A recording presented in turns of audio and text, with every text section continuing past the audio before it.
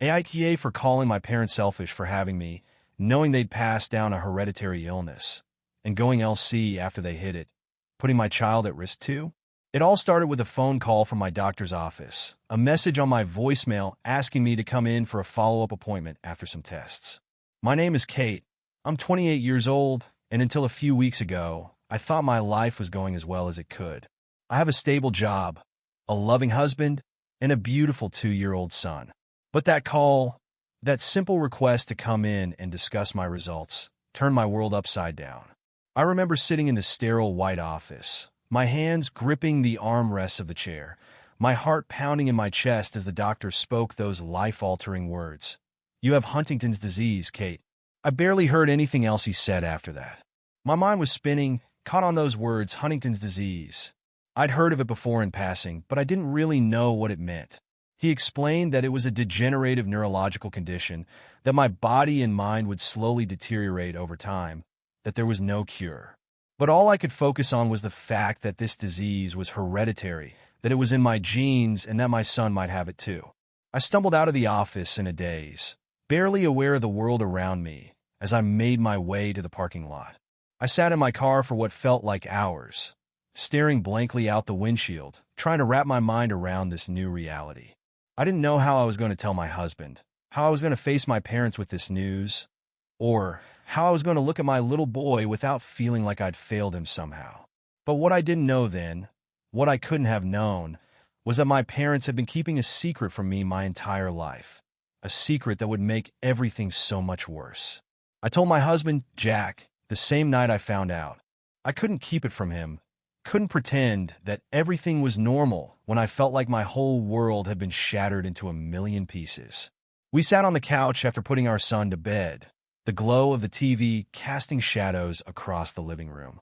I turned it off, my hands shaking, and looked at him with tears in my eyes. "Jack, I have Huntington's disease." He stared at me, his brow furrowing in confusion. "What? Kate, what are you talking about?" I explained it to him the best I could, my words stumbling over each other as I tried to make sense of the diagnosis. I told him about how the doctor said it was hereditary, how there was a 50-50 chance that I'd pass it on to our son.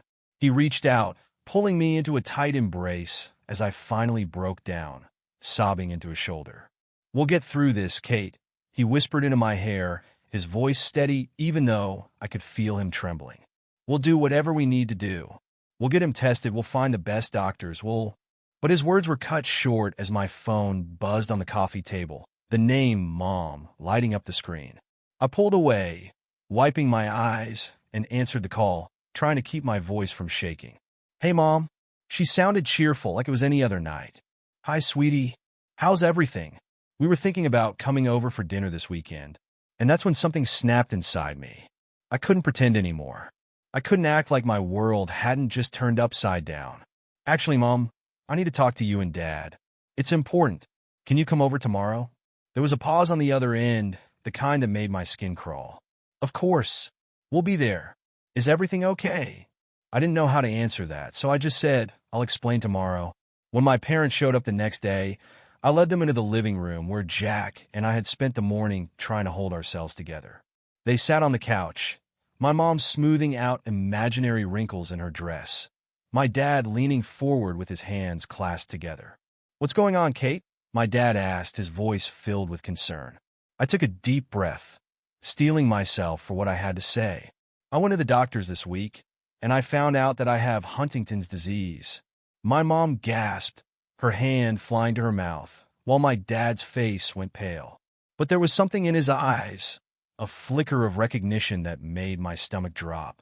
"You knew," I whispered, my voice trembling with a mixture of disbelief and fury. "Didn't you? You knew about this." My dad shifted uncomfortably in his seat, avoiding my gaze. My mom tried to speak, but I cut her off. "Tell me the truth. Did you know that Huntington's runs in our family?" She looked at my dad, silently pleading with him to take the lead. He sighed, rubbing his hands over his face. "Kate, listen. We didn't want to scare you. We didn't want you to live your life in fear." I couldn't believe what I was hearing. "In fear? You thought it was better to let me walk into this blindly, To let me think I was healthy when you knew this was a possibility my whole life? My mom reached out for my hand, but I jerked away. Sweetie, it's not that simple. We wanted you to have a normal life, to be happy. We thought maybe you'd be lucky that you wouldn't have it. My anger boiled over, hot and searing in my chest. So you lied to me? You told me Aunt Linda died of cancer, but she didn't, did she? She died of Huntington's. My dad's expression crumbled, and he buried his face in his hands. Yes, she died of Huntington's. I'm sorry, Kate. We thought we were doing what was best. I felt like the ground had disappeared beneath my feet. My hands shook as I tried to process the sheer betrayal. And what about my son? I demanded, my voice breaking. Did you think about him? Did you think about how you were putting him at risk too? Neither of them had an answer for that. My mom just stared at me, tears streaming down her face, while my dad mumbled, "We thought you'd be okay." I stood up, unable to sit still any longer. I felt like I might explode, like the walls of the living room were closing in around me. "Get out," I said, my voice barely above a whisper. "I need you to leave." They looked at me, stunned, but I didn't care. I couldn't bear to be around them anymore. Couldn't look at the people who had stolen my chance to be prepared, to make decisions with my eyes open. Jack stood up beside me, placing a hand on my shoulder, his support the only thing keeping me from falling apart. My parents finally rose to their feet, moving slowly toward the door like they were in a daze. My mom turned back one last time, her face streaked with mascara. "We love you, Kate. We were only trying to protect you." But I couldn't find any words to respond. I just stood there, watching as they walked out the door, the weight of their lies settling over me like a shroud. In the days that followed, I barely left the house. I took time off work, letting Jack handle most of the responsibilities with our son, while I tried to process the reality I'd been thrown into. But there was one thing I knew I had to do, one thing I couldn't put off any longer. I had to tell my siblings. My brother, Daniel, is 32 and recently engaged. My sister, Lily, is 25 and just starting her career as a teacher. They had no idea that Huntington's ran in our family, just like I hadn't known. And now, I couldn't let them live in ignorance, couldn't let them be blindsided like I had been. I texted them both, asking if we could meet at Lily's apartment, and the three of us sat around her small dining table, a heavy silence hanging in the air.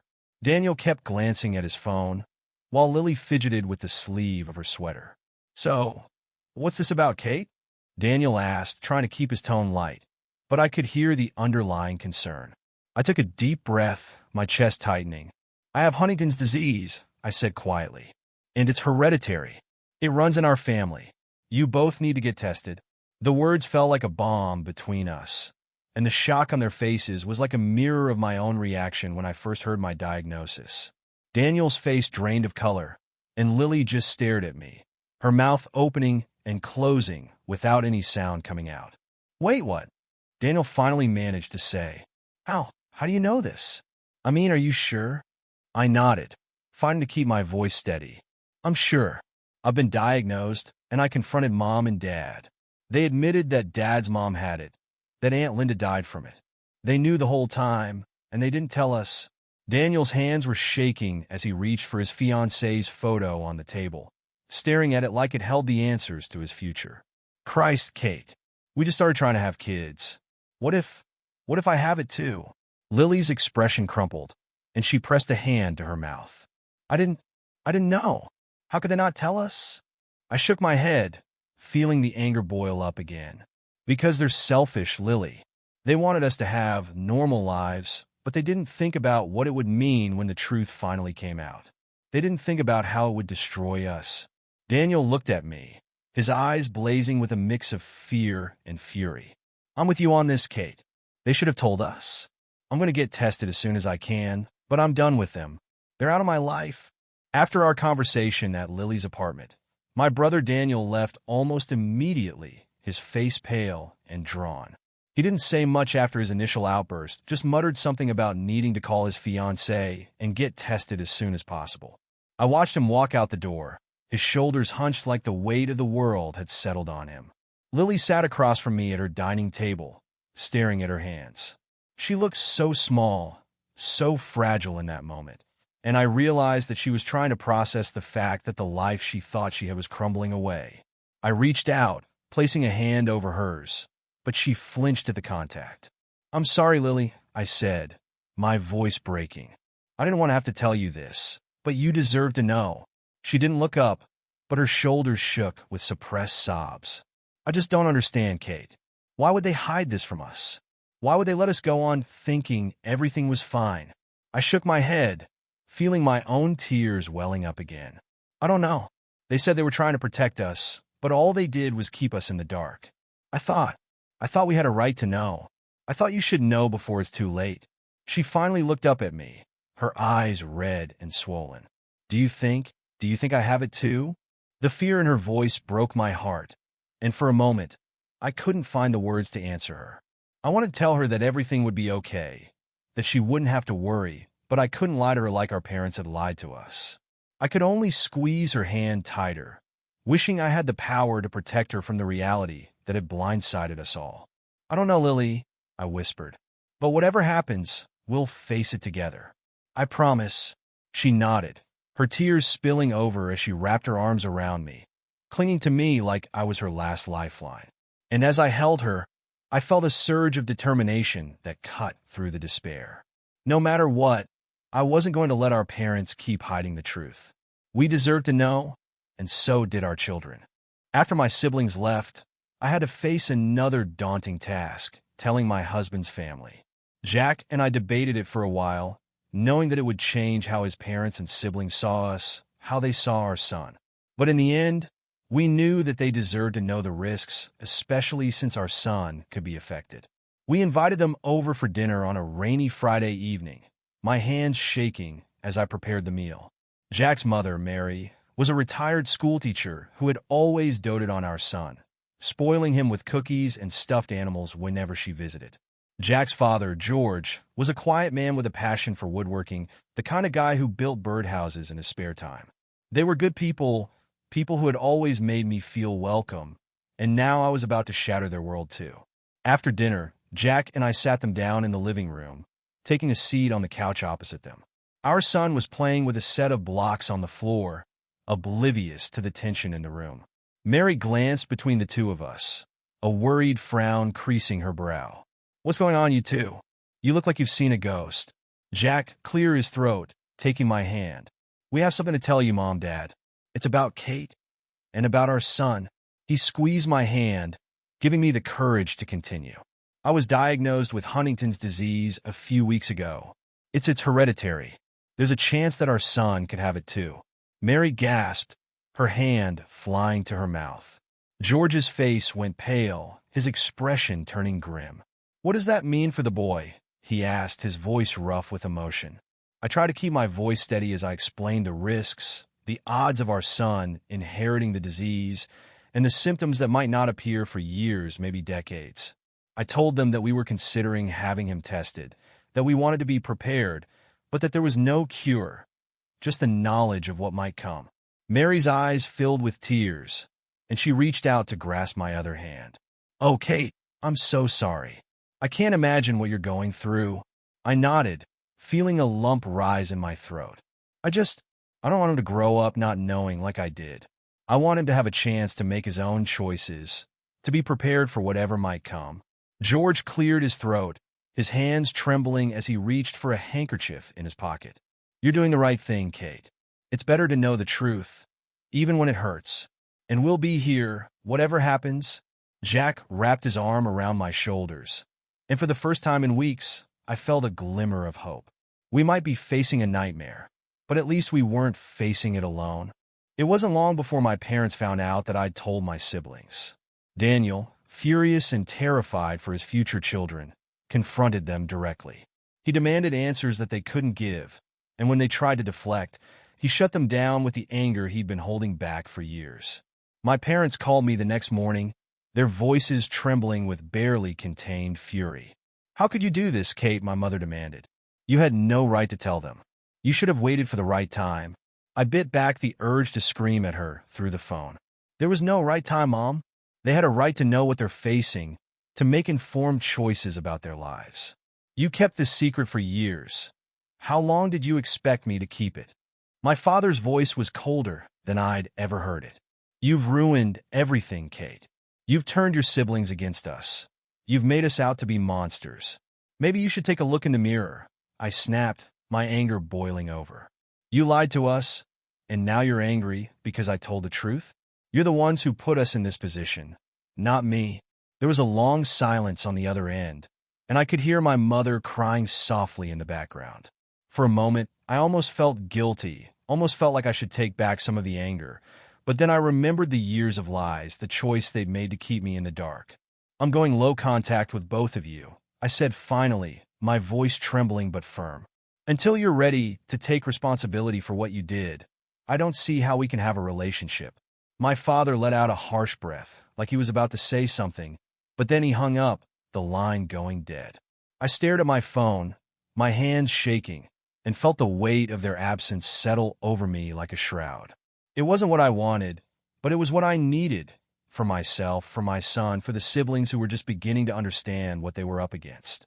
A month later, Daniel and Lily got their genetic tests back. It was a day I had dreaded, a day that I knew would change the course of our family's future forever. I paced the length of my living room, waiting for the phone to ring, my heart racing as I imagined all the ways this could go. Finally, Daniel called me, his voice tight with barely controlled emotion. I'm negative, Kate, he said, a mixture of relief and guilt flooding his words. I don't have it. Neither does Lily. For a moment, I couldn't breathe. I was so relieved for them, so grateful that they wouldn't have to face what I was facing, but a part of me felt an ache that went deeper than anything I could name. It was a selfish thought, one I hated myself for having, but it was there all the same. Why couldn't I be the one who was spared? I'm so happy for you, Daniel, I said, my voice cracking. Really, I am. You and Lily. You both deserve to have a chance. He hesitated, and I could hear the weight of guilt in his next words. Kate, I don't know what to say. I feel like I should have been the one with it. You know? I don't want you to go through this alone. I pressed a hand to my chest, fighting back the tears that were threatening to spill over. You don't have to feel guilty, Daniel. I wouldn't wish this on anyone, least of all you. Just promise me you'll live your life to the fullest. Don't let this stop you from being happy. There was a long silence, and I knew he was struggling to hold himself together. I promise, he said finally, his voice thick with emotion. And Kate, I'm here for you. No matter what. I'll always be here. Life didn't magically get easier after that. Every day, I woke up with the knowledge that my body was betraying me, that there was a clock ticking down inside of me, counting the moments until my symptoms would worsen. I read everything I could find about Huntington's, scouring medical journals, joining online support groups, trying to understand what my future might look like. But the more I learned, the more terrified I became. Jack was a rock through it all, holding me when I cried, listening to my fears, and reassuring me that we would face everything together. But even he couldn't ease the guilt I felt whenever I looked at our son, playing with his toys or cuddling up with us on the couch. Every time he smiled at me, I wondered if I had passed this curse on to him, if I'd condemned him to the same fate I was facing. One evening, after we'd put our son to bed, Jack and I sat together on the back porch, staring up at the stars. The night air was cool, and the scent of autumn leaves filled the air. I leaned my head against his shoulder, feeling the exhaustion seep into my bones. I don't know how to live with this, Jack, I whispered, my voice barely audible. I don't know how to be a mother to him when I'm so scared of what's going to happen. Jack wrapped his arm around me, pulling me closer. You're not alone, Kate. We're in this together. And no matter what happens, we'll make sure he knows how much he's loved. We'll face whatever comes one step at a time. Tears blurred my vision, but I nodded, letting myself lean into his warmth. I didn't have all the answers, and the future still terrified me. But at least I had this small, fragile hope that maybe, just maybe, we could find a way through the darkness together. The days stretched on, a new, unsettling rhythm taking over our lives. Every morning, I woke up with that nagging, bitter awareness of my diagnosis. It had only been a few months since I learned the truth, but it already felt like a lifetime. My emotions swung wildly, from anger at my parents, to despair over my son's future, to moments of determination when I convinced myself that I could be strong enough to face this head-on. But some days, even that determination wasn't enough. One afternoon, after my son had gone down for his nap, I sat at the kitchen table, staring blankly at the stack of medical bills piling up next to my laptop. I'd been researching clinical trials, therapies, anything that could slow the progression of Huntington's. Jack had been patient, encouraging me to take breaks and rest, but I couldn't stop. I couldn't let myself become passive, not when my future felt like a runaway train. I was in the middle of reading yet another article when the phone rang. I glanced at the caller ID and saw my sister Lily's name flashing across the screen. My stomach tightened. We'd spoken a few times since I told her the truth, but our conversations had been strained, like we were both afraid to address the elephant in the room. I picked up the call, forcing a smile into my voice. "Hey, Lil, what's up?" She hesitated, her voice wavering slightly. "Hey, Kate. I was wondering if you might want to get lunch together this weekend. It's been a while, and I'd like to see you." I could hear the nervousness in her voice, the uncertainty, and I realized with a pang that she was worried I might reject her. I knew she was struggling to process everything, just like I was, and I didn't want to push her away. "Yeah," I said, trying to keep my tone steady. "Yeah, I'd like that. How about Saturday?" She let out a breath of relief, and for the first time in weeks, I felt a flicker of hope that maybe we could find a way back to each other. "Saturday sounds perfect. I'll see you then." We met at a small cafe on the outskirts of town, a place we used to visit when we were kids. It felt strange to be sitting across from her, surrounded by the familiar scent of freshly brewed coffee, while everything else in our lives had changed so drastically. Lily fidgeted with her napkin, her eyes darting around the cafe like she was afraid to meet my gaze. I sipped my coffee, waiting for her to speak, but she just kept twisting the napkin into knots. Finally, I couldn't take the silence any longer. "Lily, you can talk to me, you know. You don't have to hold back." She looked up, her eyes filling with tears. "I'm sorry, Kate. I've been such a mess since you told me.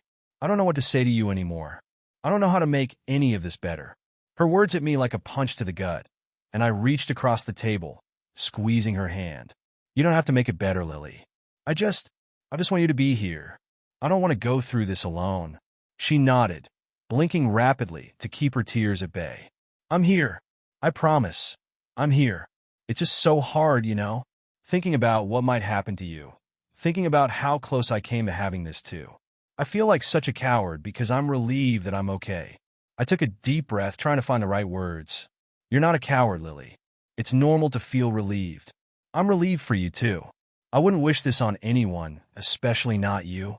We sat in silence for a while, each lost in our thoughts, and I realized that this was the first time I'd allowed myself to acknowledge the small, flickering light of hope.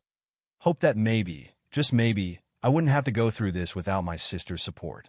Despite my decision to go low contact with my parents, they didn't stop trying to reach out.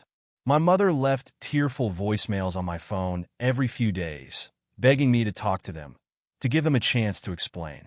My father, ever stoic, sent emails that were short and to the point, but the undercurrent of desperation was still there. For weeks, I ignored them, letting the calls go to voicemail, letting the emails sit unread in my inbox. But then, one rainy evening, they showed up on my doorstep unannounced, drenched from the downpour outside. I opened the door, stunned to see them standing there, shivering and bedraggled, like they had nowhere else to go. My first instinct was to slam the door in their faces, to turn my back on them like they had turned their backs on me. But then I thought about my son, playing quietly in the living room with his blocks, and the thought of him witnessing this confrontation made me pause. I stepped aside, letting them in without a word. Jack was in the kitchen, washing dishes, and he shot me a questioning look when he saw my parents, but he didn't say anything. He just nodded and took our son upstairs, giving us the space we needed. My parents and I sat down in the living room, the tension between us so thick that it felt like a physical weight pressing down on my chest. My mother looked around the room, her eyes lingering on the framed photos on the walls. Pictures of me and Jack on our wedding day, snapshots of our son's first birthday, all the little moments of happiness that felt so far away now. "I know you don't want to hear this, Kate," she said finally, her voice hoarse. "But we're sorry. We know we made mistakes, and we'll never forgive ourselves for not telling you. But please, you have to understand, we were scared. We thought we were doing what was best." I clenched my hands in a fist, struggling to keep my anger in check. "How can you say that, Mom? You didn't just hide this from me. You lied to all of us. You let us think Aunt Linda died of cancer. You let me have a child without ever knowing he might be at risk. You took away my choices." My father, who had been silent until now, finally spoke, his voice raw. "You're right. We did. And I don't expect you to forgive us, Kate. But please, don't shut us out completely. We want to be there for you now. We want to make up for lost time." I looked at him, at the deep lines carved into his face, at the weariness in his eyes. For a moment, I saw a flicker of the man he used to be, the man who taught me how to ride a bike, who held my hand when I was scared. But I couldn't ignore the betrayal, the anger that still burned inside me. "I don't know if I can do that," I said, my voice barely more than a whisper. "I don't know if I can ever trust you again." My mother reached out, her hand trembling as she touched mine. "We'll wait, Kate. We'll wait as long as it takes. Just please don't give up on us." I pulled my hand back, swallowing the lump in my throat. "You need to go. I need time to think." They left without another word, and as the door closed behind them, I felt a wave of exhaustion crash over me. I sank down onto the couch, pressing my face into my hands, wondering if I would ever be able to untangle the knots that had formed between us. A few weeks later, I found myself sitting in a different kind of waiting room, one that was decorated with cheerful animal murals and bright posters about pediatric care. I'd made the appointment for my son's genetic testing after much debate with Jack, each of us struggling with the fear of what we might find. The doctor's office felt stiflingly warm, and I could feel my palms sweating as I held my son in my lap, his chubby hands gripping his favorite stuffed bear. He was restless, wriggling in my arms, completely unaware of the gravity of what we were about to do. Jack sat beside me, his jaw clenched, and I could see the tension in his posture. He'd been my rock through all of this, but I knew that today he was just as scared as I was. "Are we doing the right thing?" I whispered to him, my voice barely audible over the hum of the fluorescent lights. "What if we're just making it worse?" He reached over, squeezing my knee gently. "We're doing this because we love him, Kate. Whatever happens, we'll be there for him, just like we're here for each other." I nodded, trying to hold on to that reassurance, but my heart felt like it was being squeezed in a vice. A nurse came in a few minutes later, calling our names, and we followed her down a hallway that seemed to stretch on forever. The actual process was quick, just a simple blood draw, but the weight of what it meant felt like it would crush me. As we left the clinic, the world outside seemed too bright, too loud, like everything had shifted slightly out of place. We drove home in silence, our hands entwined on the center console, and I tried not to think about the possibility that we might be facing the same future, the same nightmares that haunted my own thoughts. I tried not to think about how every giggle, every hug from my son could be a reminder of what I passed on to him. Not long after the appointment, Daniel's wedding loomed on the horizon, casting a shadow over everything. He'd invited me, Lily, our parents, and all of our extended family to the ceremony. It was supposed to be a joyful event, a celebration of new beginnings, but the tension between our parents and me made it feel like a minefield. Jack and I debated whether we should go at all. Part of me wanted to skip it, to avoid the inevitable confrontations, but another part of me felt like I couldn't let my family's mistakes keep me from being there for my brother.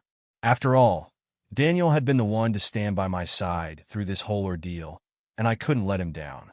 When the day finally arrived, I put on my best dress, trying to convince myself that I could get through this.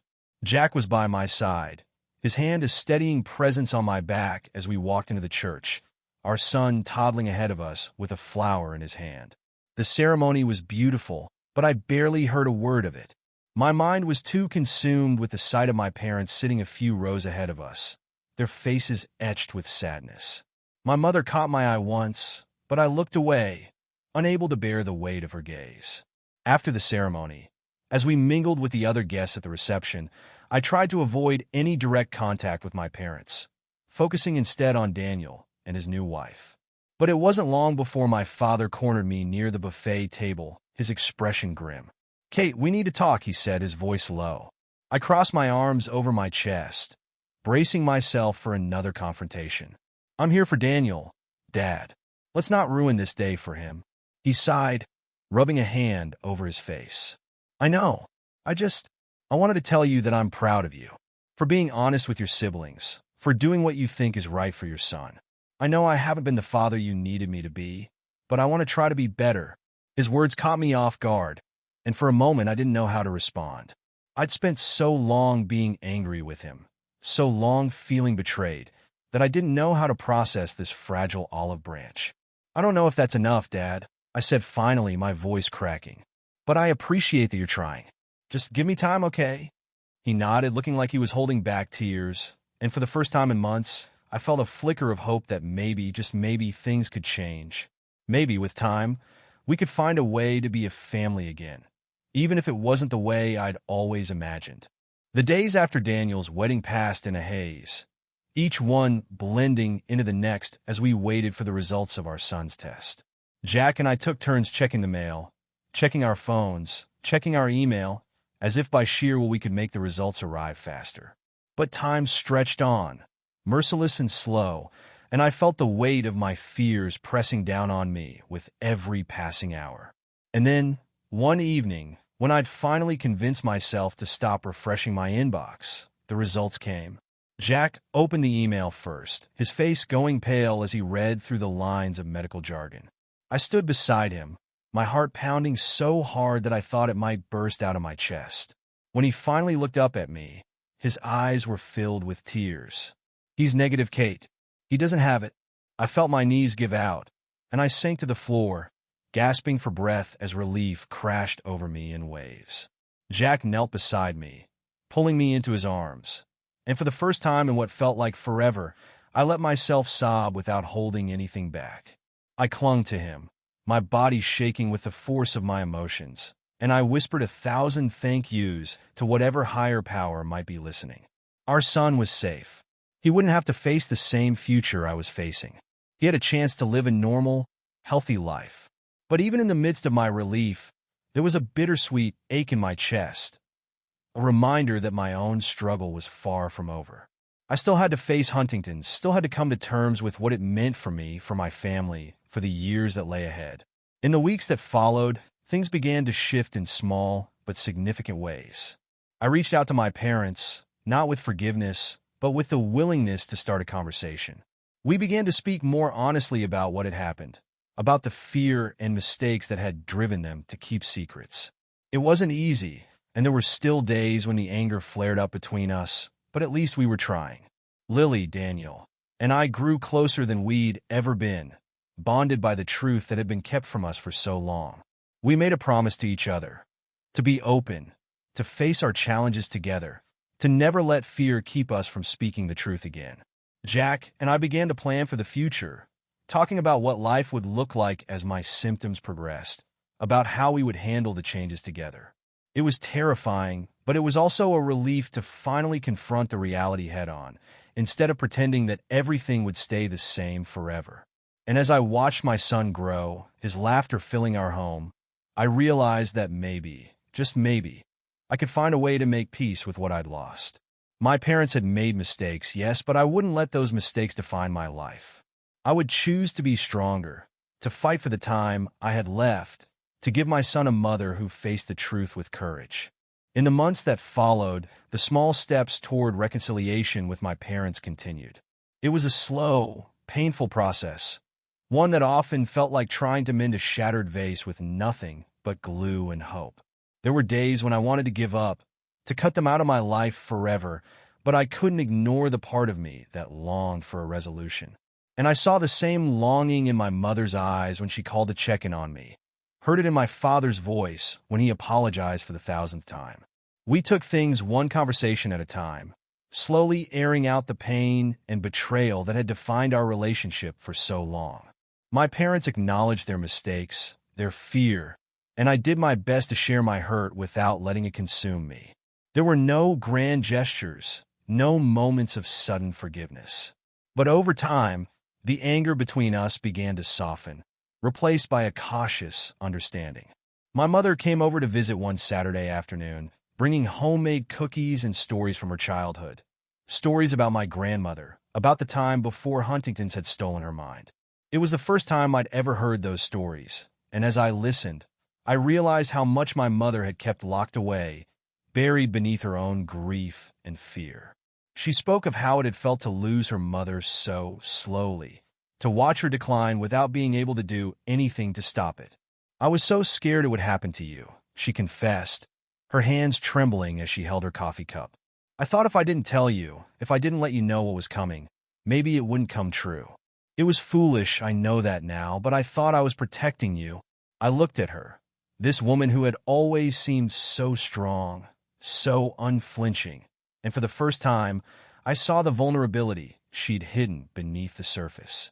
"I understand why you did it, Mom," I said quietly, my voice thick with emotion. "But that doesn't make it right." She nodded, tears slipping down her cheeks. "I know, and I'm so sorry, Kate. I'm sorry for everything." We sat together in the quiet of my living room, the air between us thick with unspoken pain, but also with the possibility of healing. It wasn't a perfect moment, but it was real, and that was enough. As my relationship with my parents slowly began to mend, my focus shifted to the reality of living with Huntington's. The disease had not yet begun to show its full effects, but the signs were there, small tremors in my hands, moments when my mind seemed to slip, leaving me struggling to find the right words. They were tiny cracks in the foundation of my life, reminders that my body would not always be my own. Jack and I talked about the future in stark, honest terms. We consulted with doctors, joined a support group for families affected by Huntington's, and put together plans for long-term care. It was one of the hardest things we'd ever had to do, imagining a time when I might no longer be able to care for myself, when Jack might have to become both husband and caretaker. But through it all, Jack never wavered. "I'm with you, Kate," he told me one evening as we lay in bed together, my head resting on his chest. "No matter what happens, no matter how bad things get, I'm not going anywhere. We'll face it together."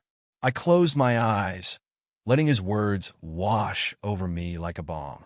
I knew he meant every word, but I also knew how heavy that promise was, how much it would ask of him in the years to come. And yet, I couldn't imagine facing this future with anyone else.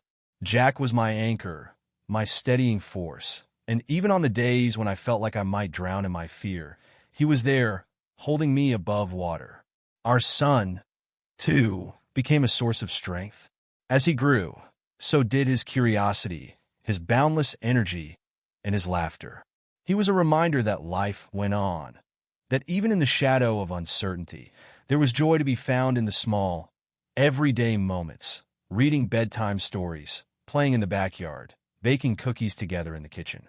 I often found myself watching him, marveling at the ease with which he moved through the world, the way he seemed so untouched by the darkness that loomed over me.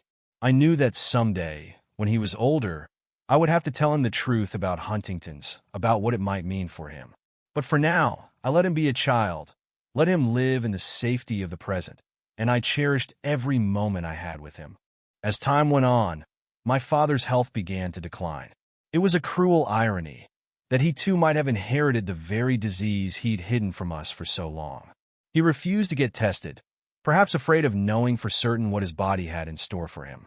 But the symptoms were unmistakable. The slight twitch in his hands, the unsteady gait, the way he sometimes struggled to find his words. When he finally collapsed one afternoon, my mother called me in a panic, her voice choked with tears. I rushed to the hospital, my mind racing with 1,000 fears. But when I arrived, I found him sitting in a hospital bed, pale and frail, but conscious. My mother sat by his side, holding his hand, her face drawn with worry. I stood in the doorway, unsure if I should go in. But then my father looked up, and for a moment, the fear and regret in his eyes mirrored my own. "Kate," he said, his voice barely more than a whisper, I'm sorry I wasn't there for you. I'm sorry I didn't tell you the truth. I swallowed hard, stepping closer until I was standing by his bedside. You should have told me, Dad, I said, my voice trembling. You should have let us face it together. He nodded, a tear slipping down his cheek. I know, but I'm proud of you, Kate. I'm proud of how strong you've been, how much you've done for your family. I don't deserve your forgiveness, but I hope you can find it in your heart to give me a chance. I reached out, taking his hand, feeling the fragility of his skin beneath my fingers. I don't know if I can forgive everything, but I don't want to carry this anger anymore. I don't want it to define us. We sat together in the quiet of that hospital room, my mother by his side, and for the first time, I allowed myself to let go of some of the pain I'd carried for so long. It wasn't a perfect reconciliation, but it was a start, a step toward healing that I hadn't thought was possible. In the end, my father's health continued to decline, and he passed away in the spring, just as the cherry blossoms were starting to bloom. It was a gentle death, with my mother holding his hand, his last words a soft apology that hung in the air like a fragile promise. My siblings and I gathered around his bedside, and in those final moments, we found a kind of peace that had eluded us for so long. After the funeral, my mother moved into a smaller house nearby, and we began a new chapter in our relationship. It wasn't easy. There were still days when the memories of her betrayal would resurface, when I couldn't help but feel the sting of what had been lost. But there were good days too, days when we shared stories about my father, about the family we used to be, and I began to see her not just as the woman who had hurt me, but as a mother who had made mistakes and was trying to make amends. Lily and Daniel remained close, and we leaned on each other as we navigated the challenges of our new reality. They supported me as my symptoms slowly worsened, and they took turns visiting our mother, ensuring that she wasn't alone in her grief. In some ways, the disease that had torn us apart had also brought us together, forging bonds that were stronger than the secrets we'd once kept. The years passed, and my life changed in ways I never could have predicted. My symptoms became more pronounced, and I began using a cane to steady myself. There were days when the tremors made it difficult to hold a cup of coffee or brush my son's hair. But there were good days too. Days when I could still dance in the kitchen with Jack, when I could sit in the sun with my son and read him his favorite stories. Jack was there through it all, his love as steady as the sun rising each morning. He learned how to adapt, how to help me without taking away my independence, how to give me space to grieve and vent and rage against the unfairness of it all. And on the days when I couldn't find my own strength, he reminded me that I was not defined by my disease, that I was still the woman he had fallen in love with, still the mother our son adored. Our son grew up in a home filled with honesty and love, and as he got older, we talked to him about Huntington's, about what it meant for me, about the chance that he might face it someday. He listened quietly, his young face serious, and I was struck by how much he'd grown, how much he already understood about the world. "Will you be okay, Mom?" he asked me once, his small hand reaching for mine. I smiled through my tears, pulling him into a hug. "As long as I have you and Dad, I'll always be okay." And I meant it, because even though my future was uncertain, even though the shadow of Huntington's hung over me like a storm cloud, I had found a way to live in the present, to find joy in the moments that mattered most. I had found a way to forgive, to let go of the anger that had once consumed me, and to build a life filled with love and resilience.